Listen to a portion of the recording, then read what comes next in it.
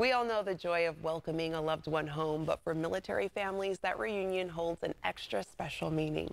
Today, we're joined by a local author who grew up right here in Sacramento. Her new children's book captures the heart-tugging experience of military homecomings through the eyes of a child. So whether your family wears a uniform or not, her book titled Finally Home is sure to spark connection, compassion, and conversation. Let's welcome author, mom, and military spouse. We have Courtney Sino. Hello, Courtney. Hello, thank you for having me. Yes, I'm excited to have you on. And I mean, we have your book here. So tell me what inspired you to create this story? Yeah, absolutely.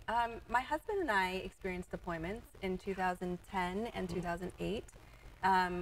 He went to Afghanistan and Iraq, and those homecoming days are very emotionally charged days. Yeah. And I had an editor who I really respect tell me, you should write a book about this. And at first I was a little hesitant, and then I said, you know what? There's a huge community this appeals to and applies to, and it's an experience a lot of people know nothing about. Right, and now you're exposing us to that a little bit. So for viewers who are just hearing about the book, what can you tell us about it? Yeah.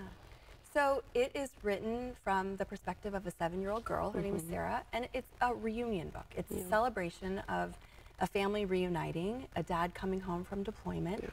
And so in summary, that's sort of it in a nutshell. It chronicles the day of the dad coming home, but it's also about a lot more. It's about family bonds, it's about sacrifice, and it's about this pure feeling of joy. What do you hope people take away from this book who maybe don't have a spouse or a family member who's directly military? What do you hope they take away from it, being somebody who does know what this is like? Right, yeah. There's a huge community of military families that sacrifice a lot, and there's a lot of people behind the person serving or aside the person serving, and they go through a lot.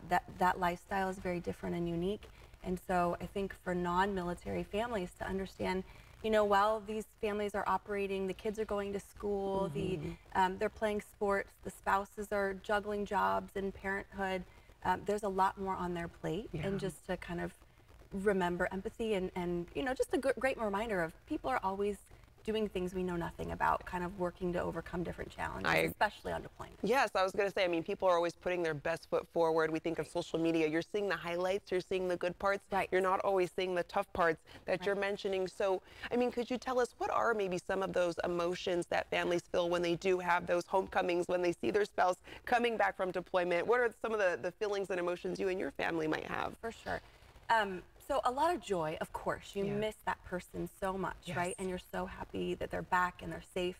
So joy, relief, nerves. When I was going through this process developing the book, I interviewed a lot of military families that are currently, you know, serving in active duty.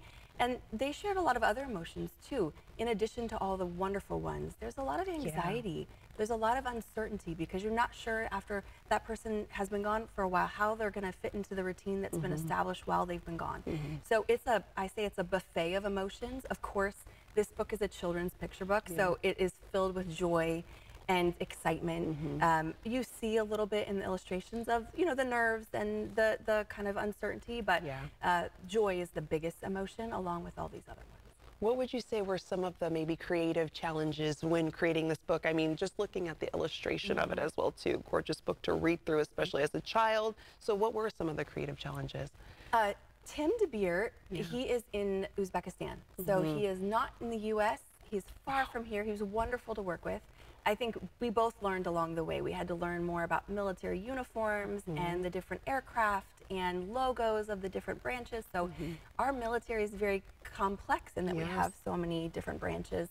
And, you know, working with someone thousands of miles away brought its own challenges, but also was really exciting because we created a great product together that I think hopefully families will really find comfort in, or, you know, it'll serve as a window into someone else's life. Yeah, well, I'm excited to tell our viewers more about it. Courtney, thanks so much for joining us today. Yes, thank you for having me. Happy to have you on. And to our viewers, you can find Finally Home wherever books are sold, and you can learn more by heading to winspirebooks.com.